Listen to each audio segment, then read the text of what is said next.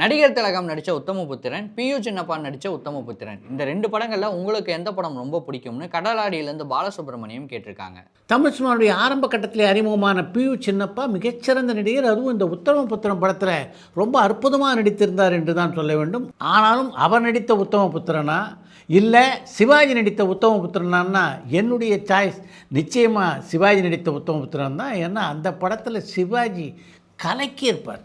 பொதுவாகவே ஒரு பெரிய ஹீரோ ஒரு டேரக்டரை ரிஜெக்ட் பண்ணிட்டா அந்த டேரக்டருக்கு அடுத்தடுத்து பட வாய்ப்பு கிடைக்கிறது கஷ்டம். அந்த நிலைக்கு ராம்குமார் தள்ளப்படுவாரான்னு சங்கீதா திருவண்ணாமலையிலேருந்து கேட்டிருக்காங்க. பொதுவாகவே ஒரு ஹீரோ ஒரு இயக்குனரை நிராகரிச்சிட்டா அவருக்கு தொடர்ந்து வாய்ப்பு கிடைக்கிறது கஷ்டம் அப்படின்னு ஏற்கனவே ஒரு தீர்ப்பை நீங்களே சொல்லிவிட்டு அதுக்கப்புறம் இந்த கேள்வி கேட்குறதுல என்ன நியாயம் இருக்குது அப்படின்னு எனக்கு புரியல. நீங்கள் குறிப்பிட்டிருக்க மாதிரி எந்தெந்த இயக்குனருக்கு நடந்திருக்குன்னு ஒரு பட்டியலை சொல்லுங்கள் பார்ப்போம். ரஜினிகாந்த் நிராகரித்ததுனாலேயே ராம்குமார் பாலகிருஷ்ணனுக்கு தொடர்ந்து வாய்ப்புகள் கிடைக்காது அப்படின்னு நீங்கள் நினைக்கிறது ஒரு விபரீதமான கற்பனை. இந்த வருஷம் துருவ நட்சத்திரம் படத்தை எதிர்பார்க்கலாமான்னு ஈஸ்வரி ஒசூர்லேருந்து கேட்டிருக்காங்க. எனக்கு தெரிஞ்ச இந்த வருஷம் நிச்சயமாக துருவ நட்சத்திரம் படத்தை கௌதம் வாசுதேவன் வெளிக்கொண்டு வந்து விடுவார் அப்படின்னு தான் நான் நினைக்கிறேன்.